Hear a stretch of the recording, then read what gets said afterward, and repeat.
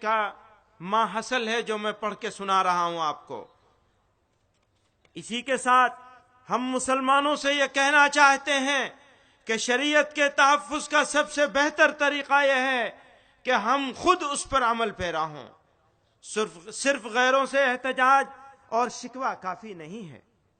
اگر ہمارا یہ دعویٰ ہے کہ شریعت اسلامی میں عورتوں کو سب سے زیادہ انصاف دیا گیا ہے تو ہمیں اس دعوے کو اپنے عمل سے ثابت کرنا ہوگا۔ نکاح اور طلاق کے سلسلے میں ہمارے اندر ایسی رسومات داخل ہو گئی ہیں جو شریعت اسلامی کے احکام کے بالکل خلاف ہیں۔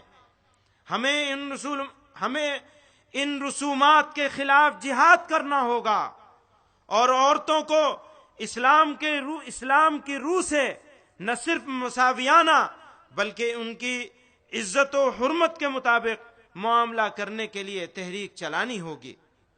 اس کے بغیر غیروں کو مداخلت سے روکا نہیں جا سکتا۔ ہمیں چاہیے کہ نکاح نامے میں شریعت کی روشنی میں ایسی شرائط شامل کریں جو نزاع کو دور کرنے کے لیے محکمہ شرعیہ کی طرف رجوع میں معاون بنے اور لوگوں کو عدالتوں کے چکر کاٹنے سے بچایا جا سکے۔ اسی کے ساتھ غور کیجئے گا، اسی کے ساتھ یہ اجلاس ایک مجلس کی 3 طلاق کے عمل کی سخت مذمت کرتا ہے اور مسلمانوں کے ہر طبقے سے یہ اپیل کرتا ہے کہ وہ اس غلط طریقہ طلاق کے سد باب کی ہر ممکن کوشش کریں۔ اللہ تعالی ہم سب کو پوری طرح شریعت کی تابعداری کی توفیق عطا فرمائے۔ میں 2 باتیں کہہ کر آپ حضرات سے اجازت چاہوں گا آگے بڑھانے کے لیے۔ یہ وہ اعلامیہ ہے، ڈکلیریشن ہے جو میں نے آپ کو پڑھ کے سنایا۔ اس اعلامیہ میں 2 پہلو، بہت سارے پہلوؤں کو، تقریباً سارے پہلوؤں کو کے احاطے کی کوشش کی گئی ہے۔ اس میں ایک چیز بہت اہم ہے، وہ ہے آپس کا اتحاد۔ آج اس اسٹیج پر ملت اسلامیہ کے مختلف طبقے، مختلف نظریات، افکار، مسلک رکھنے والے لوگ موجود ہیں، اور یہ موجودگی ایک نئے ہندوستان کی تعمیر کی خبر دیتی ہے۔ نعرہ تکبیر! جمعیت علماء ہند، قومی اتحاد، مسلکی اتحاد، انجمن خدام خواجگان۔ میں یہ سمجھتا ہوں کہ یہ اجلاس صرف زبانی طور پر تاریخی نہیں بلکہ حقیقی طور پر تاریخی اور تاریخ ساز بن گیا ہے۔ یہاں صرف مسلمانوں کے مختلف مسالک نہیں بلکہ ہندوستان میں بسنے والے مختلف مذاہب کے لوگ بھی موجود ہیں، اور ان کی موجودگی، یہ ساری موجودگی اور یہ اسٹیج، کتنی مشکلوں سے ہم یہاں تک پہنچے۔ مہینوں سے تیاری چل رہی تھی اور ایک وقت ایسا آیا کہ خبر مل گئی کہ اجلاس کی پرمیشن رد کی جاتی ہے۔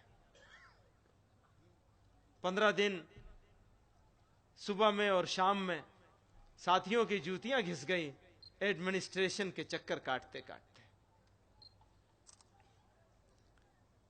کوئی کہتا تھا اب کیا ہوگا، اخباروں میں خبر نکال دی، ہمیں بعد میں اطلاع دی، خبر پہلے نکال دی، پرمیشن ملتوی کر دی گئی ہے، مؤخر کر دی گئی ہے، رد کر دی گئی ہے۔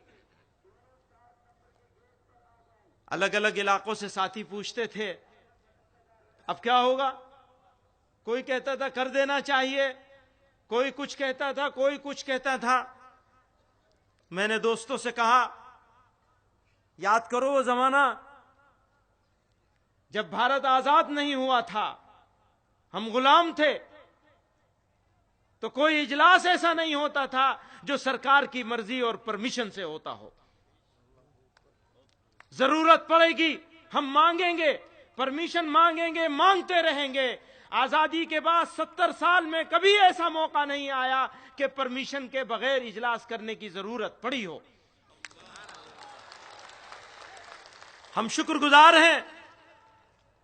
گزار ہیں راجستھان کی سرکار کے اور ضلع انتظامیہ کے کہ انہوں نے مسئلے کی سنگینی کا احساس کیا، اس جماعت کے وقار کا، اس جماعت کی تاریخ اور اتہاس کا خیال کیا، اور صرف 3 دن پہلے کسی طرح بہت ساری شرطوں کے ساتھ اجازت مرحمت فرما دی.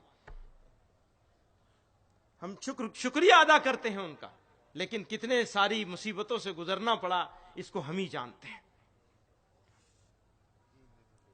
اور میں پورے ملک سے آئے ہوئے ڈیلیگیٹس، اپنے دوستوں، اپنے ساتھیوں اور بزرگوں سے یہ کہنا چاہتا ہوں کہ آزادی سے پہلے کوئی اجلاس جمعیت علماء کا ایسا نہیں ہوا تھا جس میں اجازت ملی ہو. ٹانگے پہ کھڑے ہو کر ٹانگے پہ کھڑے ہو جاتے تھے، اسٹیج بن جاتا تھا، جلسہ ہو جاتا تھا. میں نے دوستوں سے کہا ہم ٹرک پہ کھڑے ہو کے جلسہ کر لیں گے، اتنا بڑا اسٹیج نہیں بنے گا تو نہ بنے. پر الحمدللہ یہ حضرت خواجہ معین الدین چشتی اجمیری رحمت اللہ علیہ کی نگری ہے. یہاں کوئی ایسا کام ہونے کی ضرورت نہیں پڑ سکتی تھی. اللہ تعالی نے اس عظیم الشان جگہ پر، اس متبرک بابرکت جگہ پر، جہاں سے توحید کا نور پھیلا تھا، اندھیرے چھٹے تھے، اللہ تعالی نے اس دربار میں، اس مقام پر، اس مقدس اور متبرک جگہ پر ہم کو یہاں جمع کر دیا. اللہ نے چاہا تو انشاءاللہ یہ جمع ہونا رائے گا نہیں جائے گا.